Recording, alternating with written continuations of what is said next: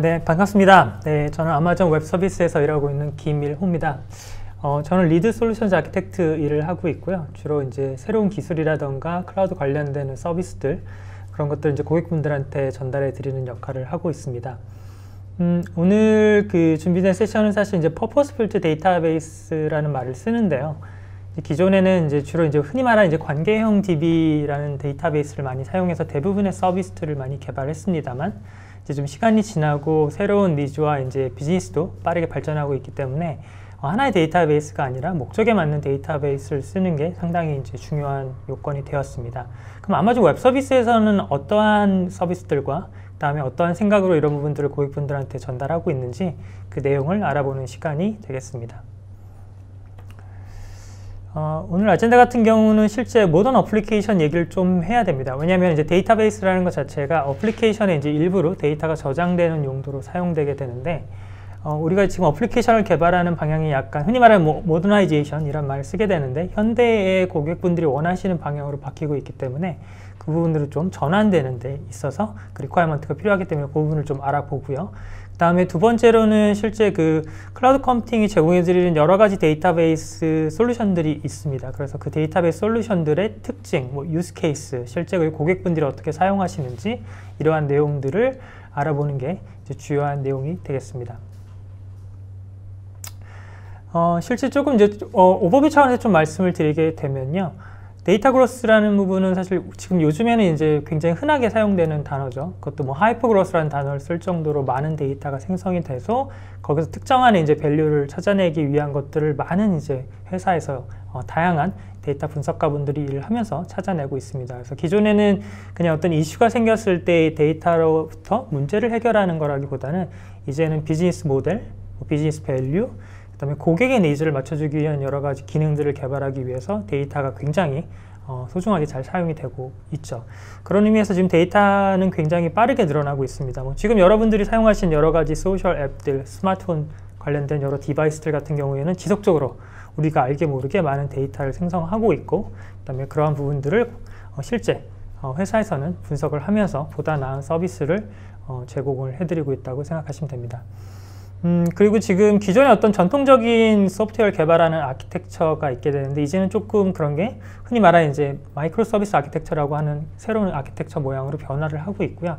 이건 역시 비즈니스의 니즈와 그다음에 소비자들의 니즈에 의해서 빠르게 소프트웨어를 개발하기 위한 그런 하나의 최선의 어떤 지금 아키텍처로 생각이 되고 있습니다. 또 하나는 흔히 저희가 데브옵스라는 얘기를 많이 씁니다. 개발자와 이제 오퍼레이션, 운영팀의 어떤 중간자적인 역할이라고 볼 수가 있는데, 중요한 역할은 굉장히 빠르게 소프트웨어를 디플로이를 하게 됩니다.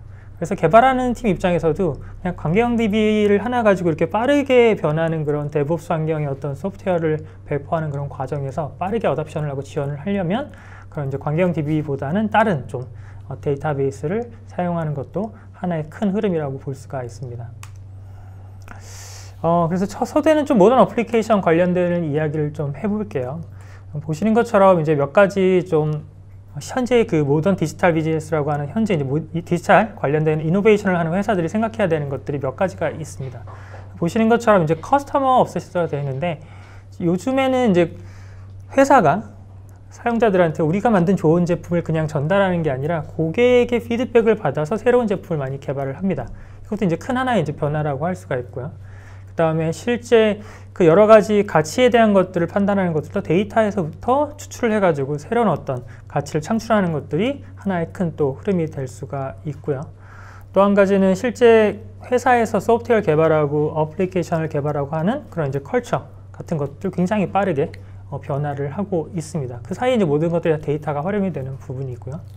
그리고 기존에는 이제 마케팅이나 이제 기획에 의지하기보다는 지금은 테크놀로지를 어떻게 잘 사용하는지가 상당히 회사에게 중요한 그런 역할을 하고 있습니다. 예를 들어서 인공지능 관련되는 것들도 단순히 이제 IT 관련되는 부서에만 묻는 게 아니라 다른 여러 가지 그런 부서에서도 인공지능을 어떻게 적용할지 이런 것들에 대해서도 고민을 많이 하고 있죠. 그래서 이런 것들이 이제 변화를 하면서 회사가 이제 이노베이션 하게 되는 부분이 있게 되고요. 여기 밑에 나와 있는 여러 가지 인더스트리에 있는 고객 케이스에서 볼 수 있는 것처럼 굉장히 우리가 잘 아는 예를 들어서 뭐 맥도날드라는 회사가 있다라고 하면 2달, 3달 만에 글로벌하게 딜리버리 할 수 있는 그런 서비스를 런치해서 고객분들에게 빠르게 제공을 하고 있고요. 그러한 그 비하인드 뒤에는 그런 마이크로 서비스 아키텍처라는 빠르게 어답션 할 수 있는 방법을 적용을 하고 있습니다. 또 한 가지 좀 생각해 봐야 될 부분은요. 실제 우리가 그 기술을 가지고 이제 기술 단순히 적용하는 게 아니라 몇 가지 좀 그 모던 어플리케이션을 생각할 때 좀 보셔야 되는 몇 가지가 있게 되는데요. 일단 아키텍처의 패턴 자체가 이제 변하고 있다라는 부분이 있죠. 그래서 하나의 커다란 덩어리로 소프트웨어를 개발하는 게 아니라 역할별로 컴포넌트별로 이제 쪼개는 게 있게 되고요. 그 다음에 오퍼레이션 모델 같은 경우는 기존에 이제 모든 레이어를 다 관리하는 게 아니라 이제 흔히 말하는 클라우드 서비스에서 제공해드리는 관리형 서비스를 많이 사용함으로써 시간과 노력을 줄이는 역할을 하고 있습니다. 또 한 가지는 이제 개발 같은 경우에도 소프트웨어 딜리버리를 내가 원할 때 언제든지 디플로이 할 수 있는 그런 자동화된 툴들을 적용해서 빠르게 새로운 버전이나 새로운 업데이트를 개발해서 배포를 할 수 있게 되어 있고요. 또 한 가지는 이제 하나의 운영 관리팀이 전체를 관리하는 게 아니라 각각의 잘게 쪼개진 그 개발팀 자체에서 이제 관리나 운영이나 이런 것까지도 직접 매니지할 수 있게끔 다 분산된 환경에서 처리할 수 있게끔 거버넌스 차원에서 변화가 있게 됩니다.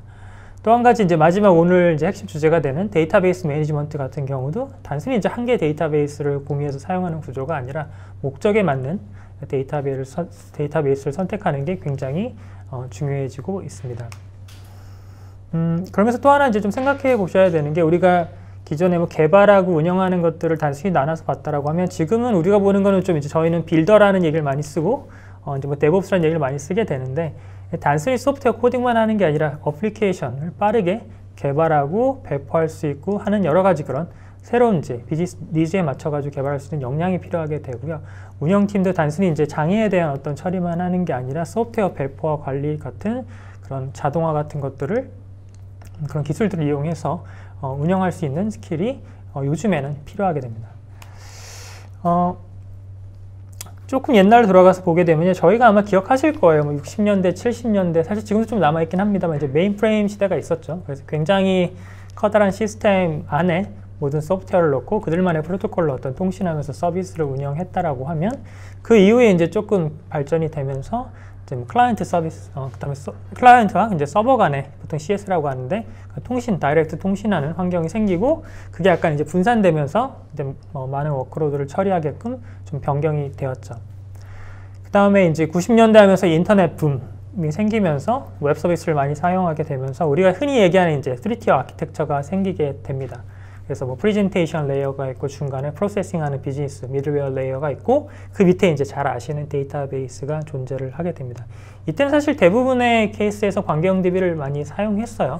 어플리케이션은 그런 관계형 DB를 사용하는 방식에 맞게끔 로직이 구현되어 있고요. 뭐 지금도 여러 가지 많은 서비스에서 이 방식은 계속 사용되고 있습니다. 근데 우리가 이제 모더나이제이션 그다음에 모던 어플리케이션을 얘기할 때는 3티어 아키텍처를 얘기할 수도 있겠지만 지금은 이제 마이크로 서비스 아키텍처라고 해서 기존에 한 덩어리로 되어 있던 어플리케이션을 잘게 쪼개서 운영하는 식으로 아키텍처가 변화를 하고 있게 되고요. 그에 의해서 이제 퍼포스 빌트 데이터베이스라는 얘기가 등장을 하게 됩니다. 한 번 더 되짚어 보게 되면요. 지금 3티어 아키텍처는 이제 잘 아실 거예요. 이런 이제 구조로 되어 있고 당연히 이제 스케일 아웃하는 구조를 그래도 가지고 있기 때문에 여러 개의 시스템이 3개의 레이어로 존재를 하게 되는데요. 데이터베이스는 다만 이제 보통 이제 관계형 DB로 흔히 말하는 쉐어드 DB 형태로 많이 사용이 되게 됩니다. 그러나 앞에서 나왔던 이제 모더나이제이션 그다음에 뭐 디지털 이노베이션 하기 위한 회사들이 해야 되는 그런 몇 가지 니즈가 있었잖아요. 그 니즈에 맞추기 위해서는 우리가 생각해 봐야 될 게 여러 가지 리퀘어먼트들이 존재를 하게 됩니다. 그래서 여기 장표에서 보시는 것처럼 이제 사용자 수도 굉장히 빠르게 늘고 또 글로벌 서비스를 클라우드를 이용해서 쉽게 런치하기 때문에 굉장히 많은 양의 트래픽과 이제 사용자가 빠르게 들어올 수가 있게 되고요. 거기에 따라서 데이터가 늘어나는 속도와 양도 굉장히 빠르게 증가를 하게 됩니다. 그리고 뭐 서비스 런치가 이제 국제적인 런치보다는 마음만 먹으면 얼마든지 전 세계 여러 곳에 클라우드를 이용해서 빠르게 런치할 수 있는 그런 환경이 지금은 구성이 되었고요. 그러면서도 고객분들 입장에서는 서비스가 느려지면 안 되겠죠. 그래서 그 성능에 대한 이슈도 분명히 해결을 해야 되는 부분이 있습니다. 그리고 뭐 예를 들어서 굉장히 뭐 큰 이커머스 사이트 같은 경우는 뭐 초당 뭐 이제 수십만 그런 리퀘스트가 들어오게 되는데 그런 것들을 잘 처리할 수 있게끔 아키텍처적으로도 잘 갖춰져야겠죠. 그 외에 이제 다양하게 이제 많은 데이터가 생성되는 뭐 IoT나 그 다음에 스마트 관련되는 그런 서비스들 같은 경우에는 그런 데이터를 빠르게 모아서 안정적으로 분석할 수 있는 요건도 필요하게 됩니다. 그래서 이러한 이제 여러 가지 리퀘어먼트들이 이제 현재 모던 어플리케이션을 개발할 때 필요한 요건들이 될 수가 있을 거고요. 그에 따라서 우리가 데이터베이스를 보는 관점이 좀 이제 변화가 되는 것을 생각할 수가 있습니다. 이제 보통 이제 AWS에서 얘기하는 모던 어플리케이션의 베이스로 한 이제 3T 아키텍처 같은 경우는 여기 보시는 것처럼 조금 다른 구조를 가지고 있어요.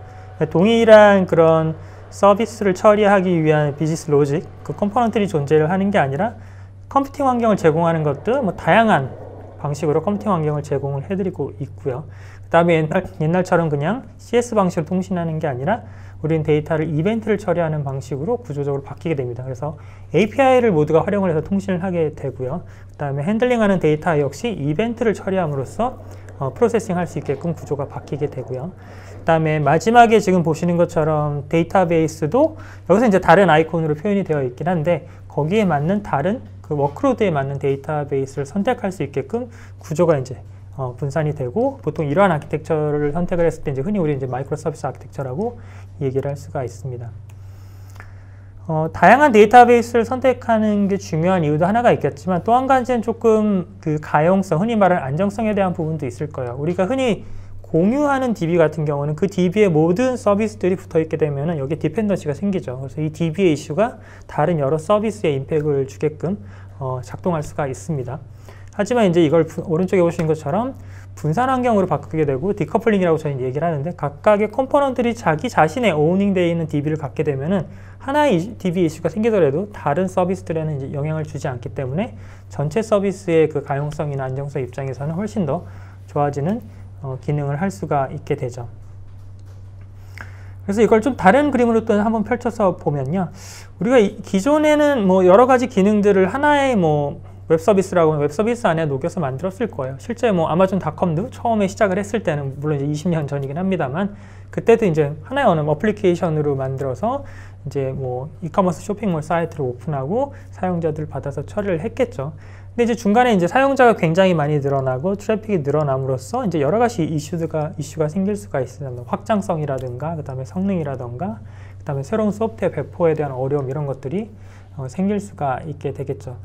그렇기 때문에 중요한 부분은 지금 그런 것들을 마이크로 서비스 아키텍처로 가면서 기능별로, 뭐 컴포넌트별로, 뭐 펑션별로 이제 이름은 여러 가지 붙일 수 있겠지만 계속적으로 잘게 쪼개는 작업을 해서 예를 들어서 지금의 아마존닷컴의 뭐 상품 사이트를 하나 이제 상품 링크를 하나 클릭해서 들어간다라고 하면은 그 뒤에서는 한 200에서 300가지 정도의 다른 작은 컴포넌트들로 리퀘스트가 가고 거기서 온 데이터를 모아서 고객에게는 이제 하나의 화면으로 제공해 드리게 되죠.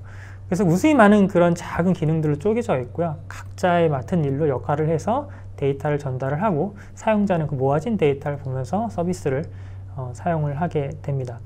그래서 여기서 보면 이제 장표를 보시게 되면은 여기서 보면 유저, 그 다음에 스레드, 뭐 포스트 이렇게 나와 있는데 예를 들어서 간단하게 뭐 사용자 정보를 가지고 로그인해서 글을 남긴다고 했을 때 우리가 뭐 그냥 게시판 하나 만드는데 굳이 뭐 하나의 서비스를 만들면 되지 뭐 나눠야 되나 생각을 했을 때 이건 예제예요. 그래서 예를 들어서 디자인할 때 이제 이런 아이디어와 컨셉을 가지고 접근을 해야 되는 거죠.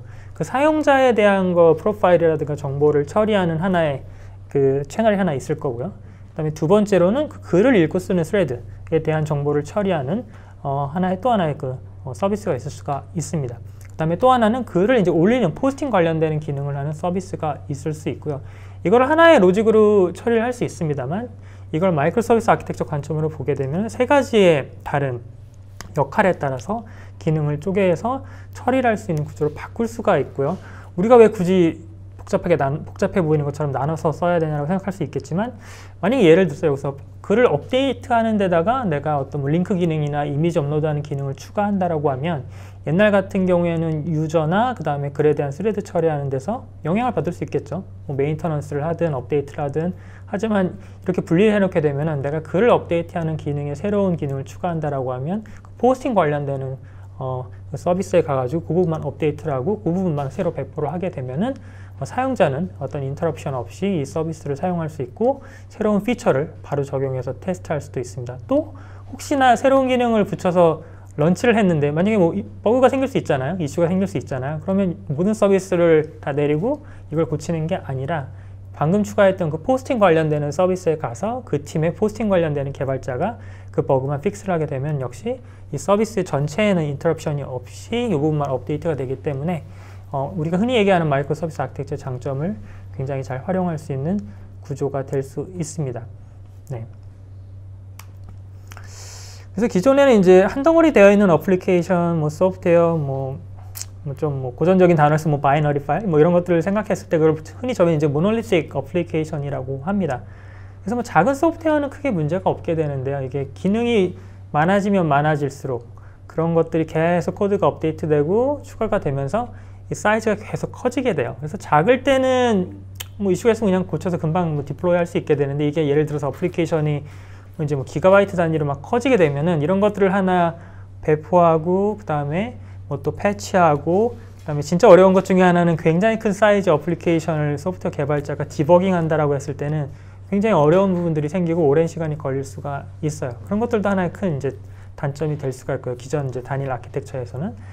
근데 이게 이제 마이크로 서비스 아키텍처로 가면 앞에 제가 설명드린 것처럼 그런 장점을 통해 가지고 그런 이슈들을 피하거나 해결할 수 있는 부분이 있게 되고요. 거기에 따라서 이제 각각의 기능별로 나눠진 컴포넌트는 각자 다른 워크로드를 처리하기 때문에 거기에 맞는 데이터베이스를 선택할 수 있는 어떤 선택권, 그 다음에 개발자가 최적의 어떤 데이터베이스 엔진을 선택할 수 있는 그런 좋은 선택을 할 수 있는 방법이 열리게 됩니다. 앞에서 잠깐 제가 아마존닷컴 이야기를 드렸죠. 실질적으로 지금 아마존닷컴 같은 경우는 거의 2001년, 그러니까 거의 19년 전, 20년 전부터 이 변화를 시작을 했다라고 해요. 처음에는 제가 말씀드린 것처럼 아마존닷컴도 모놀리틱 구조의 어플리케이션이었고요. 제가 기억하기로는 1기가 이상이었던 바이너리 파일로 그 웹사이트를 제공했었어요. 근데 그게 시간이 지나면서 결정을 하죠. 우리가 더 이상은 이 스케일을 따라가기 위해서는 이 아키텍처로서는 안 되겠다라고 해서 마이크로 서비스 아키텍처를 가기 위한 전의를 시작을 하게 됩니다. 그래서 처음에는 펑션별로 좀 나눴어요. 예를 들어서 오더링, 그 다음에 뭐 shipping 이런 식으로 커다랗게 굵게 쪼갰다고 했는데 나중에는 이 쪼개진 것조차도 점점 기능이 추가가 되면서 거꾸로 또 이제 그게 커지기 시작하죠. 그렇기 때문에 이제 지금에서는 이제 이런 것들을 역시 다 잘게 나눠서 굉장히 많은 그런 서비스 컴포넌트들이 뒤에서 돌아가면서 지금 사용자들을 위해서 이커머스 사이트에 대한 그런 서비스를 제공을 해드리고 있습니다. 고객분들도 역시 이제 이런 전의를 겪으실 수가 있고요. 그때 가져갈 수 있는 여러 가지 장점들이 있겠죠.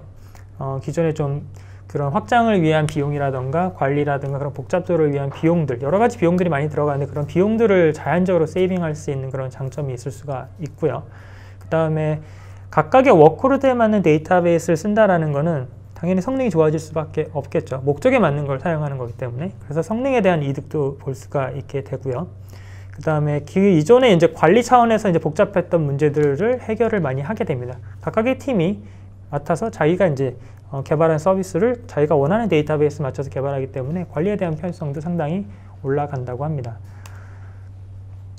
그건 제가 작년에 그 블로그에서 봤던 내용이에요. 실제 아마존닷컴 같은 경우는 그 프라임 멤버십이라고 실제 비용을 좀 내면은 원데이 쇼핑이라든가 투데이 쇼핑이라든가 그 다음에 뭐 디스카운트라든가 여러 가지 그 베네핏을 제공하는 멤버십 프로그램을 운영을 하고 있고요. 사실 저도 이제 돈을 내고 쓰고 있긴 한데, 근데 그 사용자들을 위한 프라임데이라는 이제 어떤 이벤트를 진행을 합니다. 1년에 아마 이틀 정도 진행하는 이벤트고, 아마존닷컴이 프라임 멤버십을 그 고객분들을 위해서 굉장히 많은 그런 프로덕트를 모아가지고 굉장히 낮은 가격으로 제공을 해드리는 이벤트고요. 작년에 했을 때에 이제 오른쪽에 제가 적어놓은 게 그 당시에 프라임데이를 처리하면서 이틀 동안 쌓인 데이터의 양과 트랜잭션 수예요. 그래서 보시게 되면은 이틀 동안 스토리지에 저장된 게 63 페타바이트입니다. 페타바이트고, 그 다음에 사용한 인스턴스, 그러니까 흔히 말하는 버추얼 머신, 그 컴퓨팅 환경 같은 건 37만 대의 컴퓨팅 환경이 사용됐고, 그 다음에 트래픽 올렸을 때는 42만 대까지 그 개수가 증가를 했다라고 합니다. 그리고 이제 뒤에서 좀 설명드릴 이제 노시컬 DB 같은 다이나모 DB는 뭐 7조 개 이상의 콜을 받았다고, 이틀 동안 데이터베이스가 7조 개의 콜을 받아서 처리를 하는 거죠. 그 다음에 오로라 DB 같은 경우는 이제 RDB, 관계형 DB인데 148 빌리언이라고 하면 이제 굉장히 많은 트랜잭션 숫자를 그 RDB도 받아서 처리를 하는 구조로 되어 있어요. 그래서 여기 보시는 것처럼 뭐 스토리지나 데이터베이스 하나만 가지고 사용하는 게 아니라 목적에 맞는 DB를 사용하는데 중요한 거는 굉장히 많은 양의 데이터와 트래픽이 들어오더라도 이런 것들을 안정적으로 처리할 수 있게끔 어떤 아마존 웹 서비스의 서비스를 이용해서 아키텍처를 바꿔놨기 때문에 이러한 대량의 리퀘스트를 처리할 수 있고 고객은 아무 문제 없이 안전하게 편하게 구매를 할 수 있게 되는 거죠. 그러면 이제 그 고객분들이 왜 이러한 그 퍼포스 빌트 데이터베이스라고 해서 목적에 맞는 DB를 사용하는지 고객의 사례를 좀 통해서 알아보면 좋을 것 같습니다. 뭐 크게 이제 흔히 말하는 이제 뭐 컨셉으로 생각을 한다면, 아이디라고 생각을 한다면 중요한 건 세 가지가 될 거예요. 스케일러빌리티라고 하는 확장성이 있을 수가 있고요. 그 다음에 성능을 만족해야 되는 성능적인 측면이 있을 수 있고, 그러면서도 서비스가 죽으면 안 되죠. 그래서 가용성인 측면 세 가지를 다 만족하면서 거기에 맞는 이제 또 워크로드에 맞는 DB를 선택하는 게 굉장히 중요합니다. 하나 또 생각해 볼 것은 이러한 부분들은 어떻게 보면 클라우드 서비스가 제공해 드리는 그 밸류하고도 이미 일치를 하고 있어요. 그래서 어떻게 보면은 이런 뭐 성능이라든가 확장성이라든가 뭐 안정성이라든가 이런 것들을 고민해서 만들어 놓은 데이터베이스 서비스를 고객은 바로 런치해서 사용할 수 있는 게 또 클라우드 서비스의 장점이라고 생각을 할 수가 있습니다. 사실 요즘 이제 뭐 글로벌 팬데믹 때문에 이제 에어비앤비 서비스를 많이 사용하시진 않을 것 같긴 합니다만, 사실 어차피 글로벌하게 굉장히 큰 서비스고 굉장히 핫한 서비스 중에 하나였죠. 그 다음에 전 세계 많은 고객분들이 사용했던 서비스고, 그래서 보시게 되면 에어비앤비 같은 경우도 뭐 다이나모DB, 노시퀄DB라든가 그 다음에 일래스틱캐시라고 해서 이제 메모리 DB죠. 인메모리 DB 같은 것도 사용을 하고, 그리고 역시 또 뭐 이제 뭐 트랜잭션 처리를 위해서는 관계형 DB, 아마존의 RDS 같은 관계형 DB를 사용을 했습니다.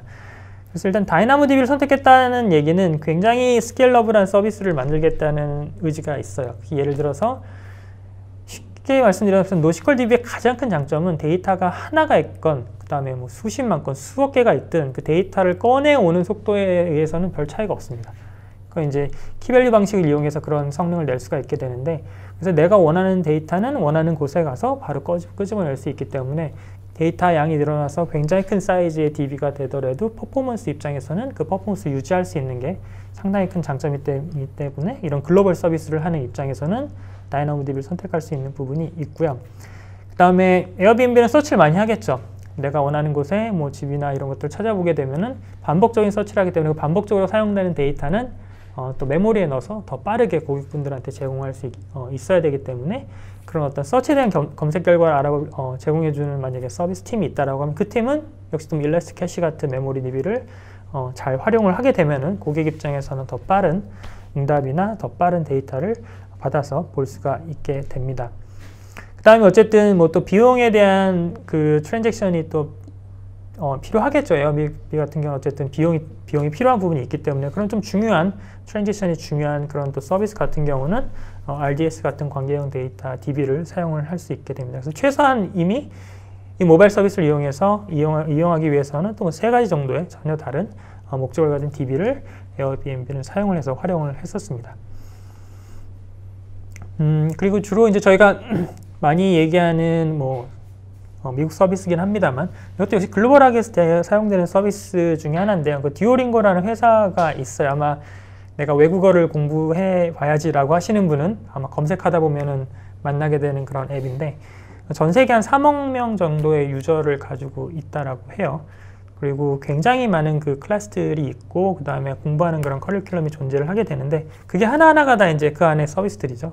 그래서 굉장히 많은 리퀘스트가 생길 수가 있겠죠. 그 다음에 여러 가지 언어를 공부하는 사람들이 그 언어를 공부할 때마다 그래서 여기서 똑같이 이런 여러 가지 그 클래스에 대한 데이터를 불러오고 저장하고 하는 부분에 대해서는 역시 스케일러블한 부분이 필요하고 성능을 유지해야 되기 때문에 다이나모DB라는 걸 선택을 했고요.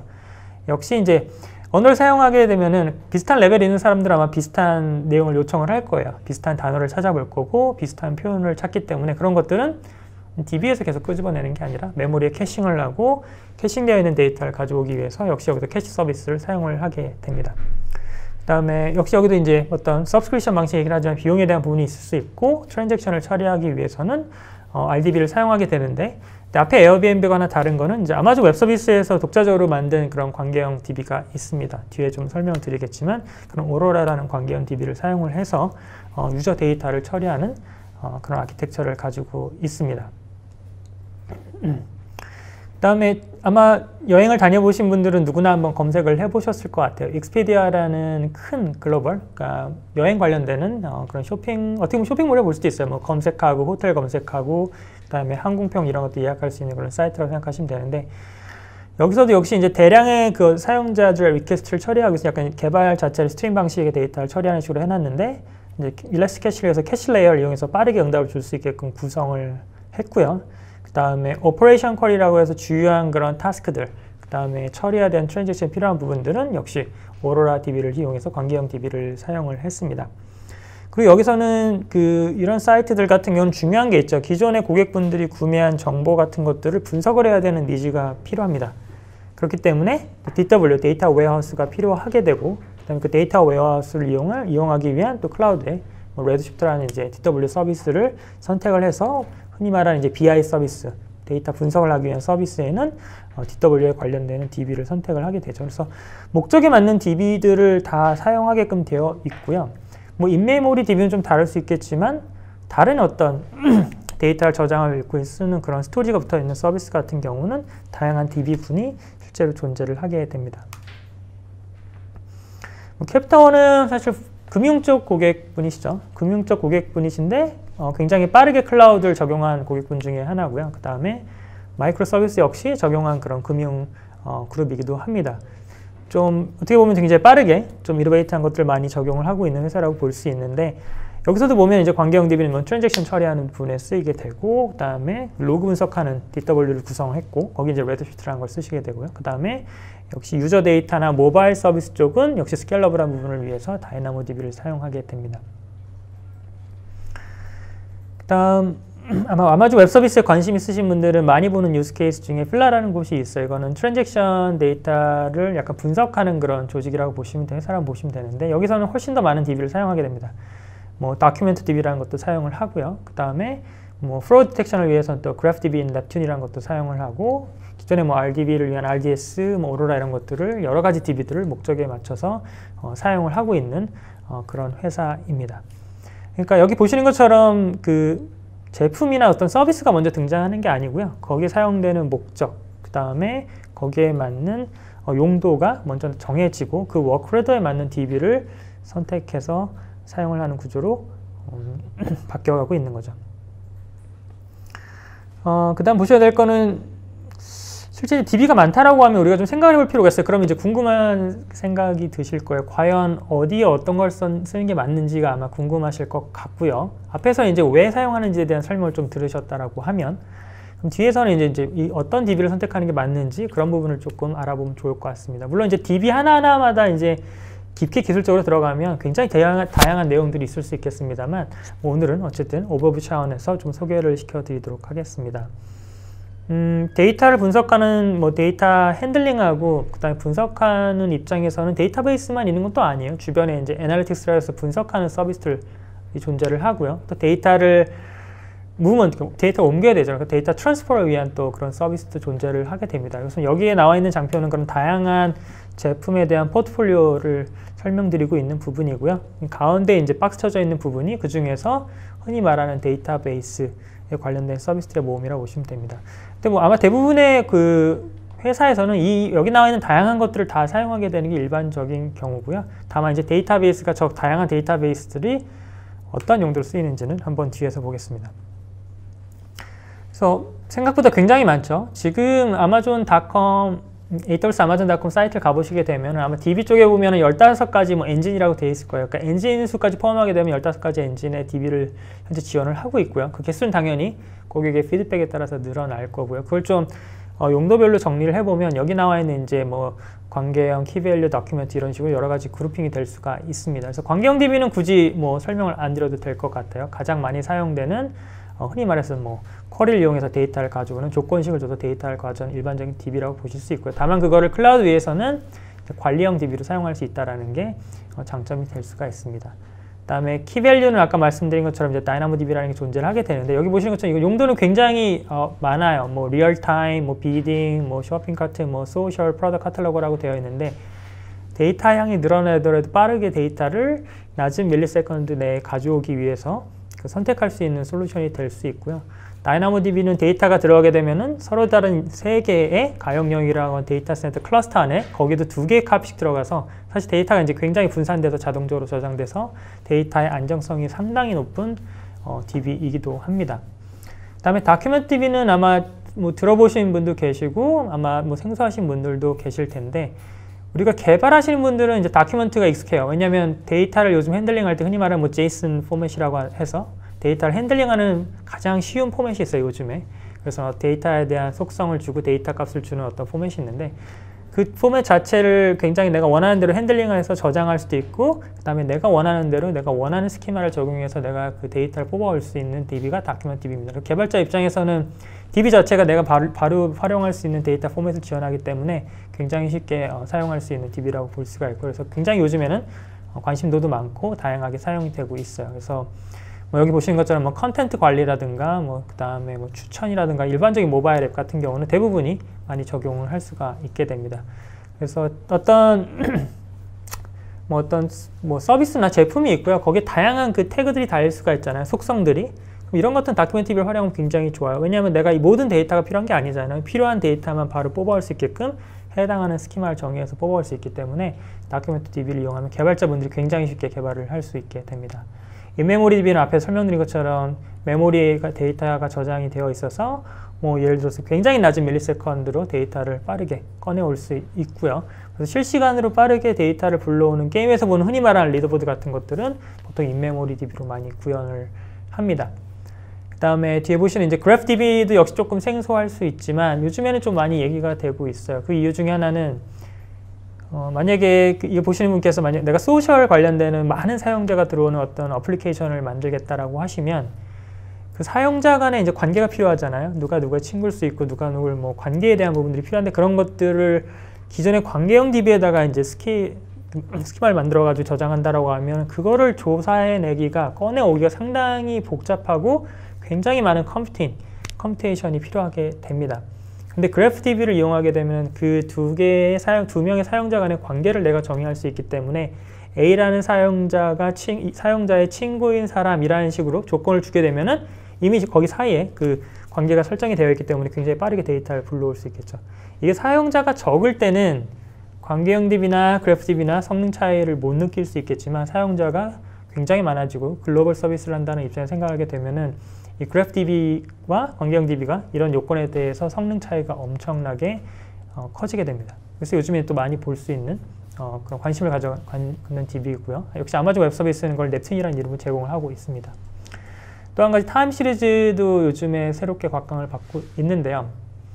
기존에도 타임 관련되는 그 컬럼을 넣을 수가 있죠. 그래서 뭐 DB 만져보시는 분들은 아시겠지만 컬럼 속성을 뭐 타임으로 정할 수 있어요. 근데 문제는 뭐냐면 예를 들어서 IoT라고 한다고 하면 굉장히 뭐 수십 개의 디바이스에서 동시에 해당하는 시간과 데이터가 스트리밍처럼 쫙 들어온다고 해서 그거를 지속적으로 빠르게 저장해주고 분석할 수 있는 거는 약간의 좀 다른 구조를 가진 DB가 필요하게 됩니다. 그래서 거기에 맞는 DB가 이제 흔히 말하는 타임 시리즈 관련되는 아마존에서는 타임스트림이라고 하는 그런 DB가 서비스가 필요하게 되고요. 거기에 특화되어 있는 DB라고 보시면 돼요. 그래서 시간별로 들어온 데이터를 쭉 계속 애드온 하면서 저장하는 구조로 되어 있고요. 그 안에서 필요한 데이터를 쿼리해서 가져올 수 있게끔 그 빌트인된 툴들도 제공을 해드리고 있습니다.